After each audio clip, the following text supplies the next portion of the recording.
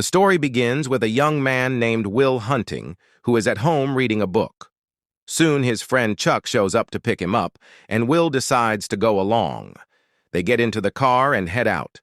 At the Massachusetts Institute of Technology, MIT, a respected mathematics professor named Gerald addresses his class. He explains that he has written a difficult math problem on the blackboard, and whoever manages to solve it will have their name published in the MIT Tech newspaper. Will worked as a janitor at MIT. One day, while cleaning the hallway, he noticed that same math problem on the board.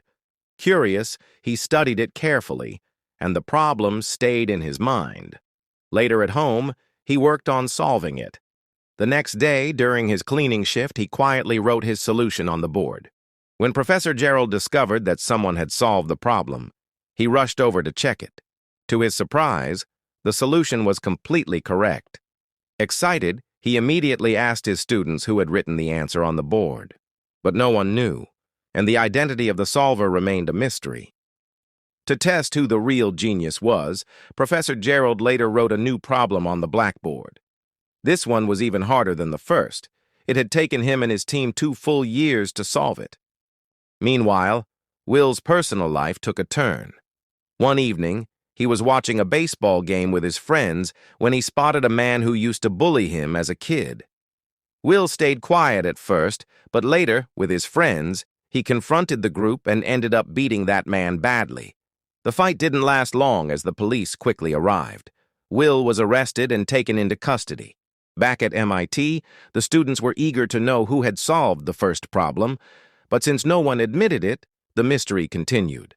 Around the same time, the court postponed Will's hearing to the following week and released him temporarily.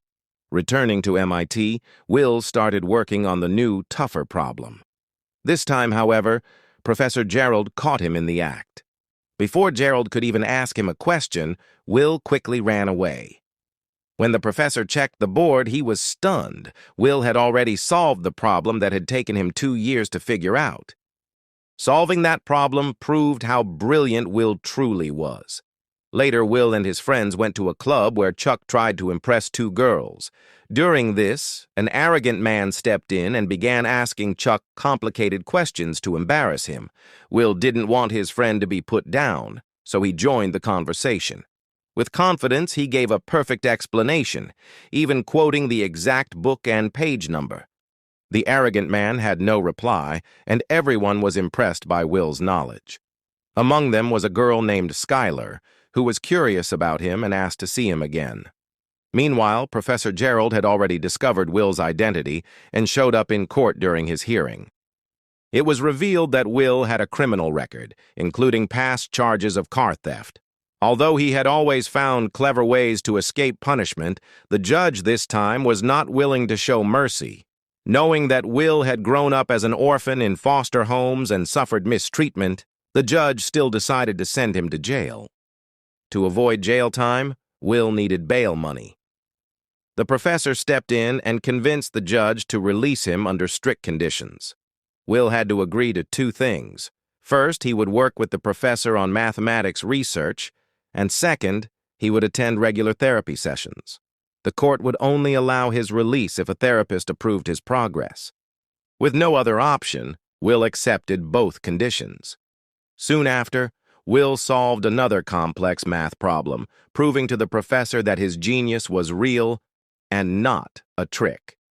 The professor felt proud of him. When it was time for Will's first therapy session, he prepared by reading the therapist's book and gathering personal information about him. During the session, Will cleverly used that knowledge to expose the therapist's private details, leaving him shocked. Embarrassed and unsettled, the therapist refused to continue working with Will. The professor realized that Will wasn't someone who could be easily managed. So he turned to his old friend Sean, a psychology professor at a community college, who had also been his college roommate. Gerald explained that Will was a rare talent who didn't even understand his own worth. Hearing this, Sean agreed to meet Will and try therapy with him. The next day, Sean invited Will to his office for their first session. Will walked in, determined to play games with yet another therapist. Once Professor Gerald left the room, only Sean and Will were left. Looking around at the many books in Sean's office, Will began mocking them and spoke rudely, trying to irritate Sean. This was part of his plan to make Sean lose his temper and ruin the session, but Sean remained calm, refusing to take the bait. Running out of options, Will decided to push harder. He insulted Sean's late wife, which immediately struck a nerve. Furious, Sean warned him to watch his mouth. Will, noticing that his insult had touched a weak spot, continued to make comments about her. This time, Sean lost control. He grabbed Will and warned that if he ever disrespected his wife again, he would kill him. To protect himself, Will ended the session and left, pleased that he had shaken another therapist. Sean, however, was deeply affected by the encounter. Gerald assumed Sean would give up, but to everyone's surprise, Sean agreed to continue therapy sessions with Will starting the following week. That evening, Will went on a date with Skylar. During their time together, he learned that her family was wealthy and that she studied at Harvard University. Skylar clearly liked Will, and their first date went very well, bringing them closer. In the next therapy session, Sean took Will to a park. He admitted that at first, he had been very angry about Will's behavior in their previous meeting, but later realized that Will was just a young man acting out. Sean explained that knowledge from books alone isn't enough to truly understand life. Sean shared something personal. His wife had battled cancer, and even though she had passed away, he still loved her deeply. That was the reason he reacted so strongly when Will insulted her. He explained how painful it is to watch someone you love slowly fade away. With those words, Sean ended the session and walked away, leaving Will to reflect on his mistake. Will recognized that he had made a mistake, but his pride was still strong. The next day, he went to work at a construction site with Chuck. Later that evening, he called Skylar, but after a brief pause, he hung up without saying anything.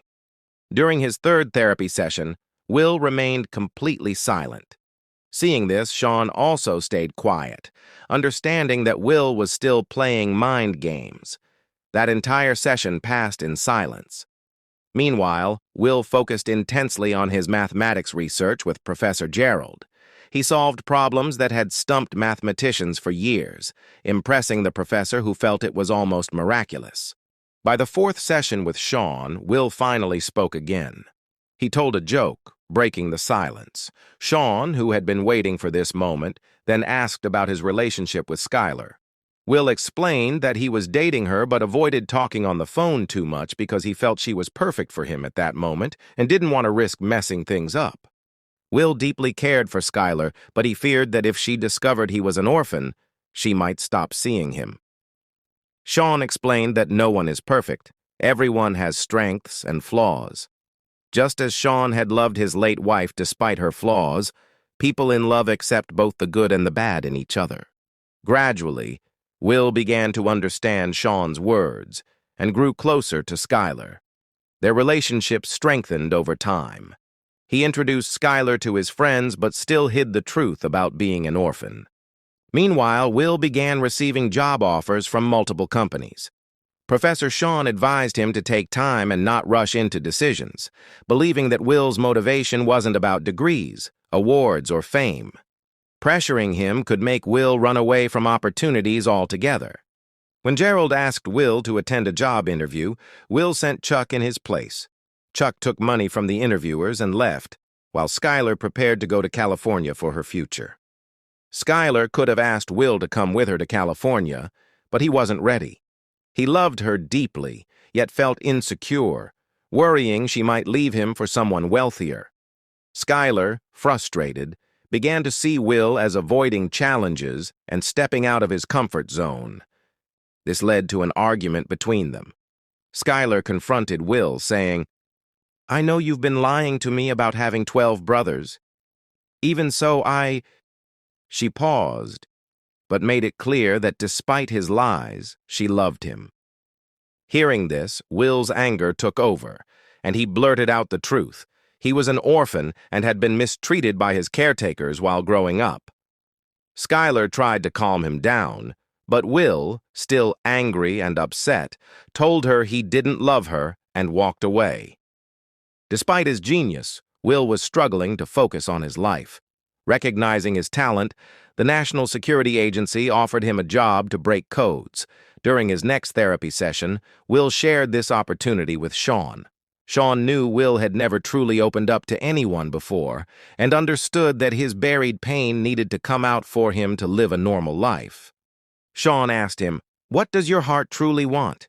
What do you want to do with your life?" The question was simple, but Will was too tangled in his thoughts to answer. Sean pointed out that Will had exceptional skills, but instead of using them, he was wasting his potential on manual labor. Will remained silent, unable to respond.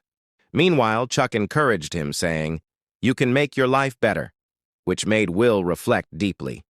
Frustrated with his inner conflict, Will considered giving up on his math research. This upset Professor Gerald, who thought that if Will refused to continue, he might fail therapy and face jail. Sean explained that Will's childhood abuse had left him unable to trust or connect with others easily. His friends, always ready to back him up, gave him a sense of comfort. Sean believed that before Will could build his career, he needed a strong, meaningful connection with someone. Overhearing parts of this conversation, Will quietly absorbed everything. Later, Sean showed him the file from his court case, including photos from his childhood, which confirmed the abuse he had suffered. Sean had already prepared his final report based on the therapy sessions. Will quietly realized he might have failed the assessment. Sean spoke firmly, saying, "Listen carefully. Nothing that's happened to you so far is your fault." Will replied, "Okay," but Sean repeated, "You're not getting it. None of this is your fault." Sean understood that Will didn't trust anyone except him. His goal was to help Will open up and release the emotions he had been holding inside for years. Slowly, the tension inside Will began to lift. At first, he resisted Sean's closeness, but eventually he hugged Sean tightly and began crying, experiencing fatherly love for the first time in his life. On Professor Gerald's recommendation, Will accepted a job at a company. During their last session before Sean's vacation, Will shared the news with him and thanked him sincerely. Sean gave him his office number and wished him luck for the future. The next day was Will's birthday. His friends gifted him an old car, and Will took it straight to Sean's house. He left a note asking Sean to apologize to the professor on his behalf, explaining that he was going to meet a girl. Sean understood immediately that Will was leaving his job to meet Skylar, because love, he knew, only comes once in a lifetime. Then he drives off in his old car to meet Skylar.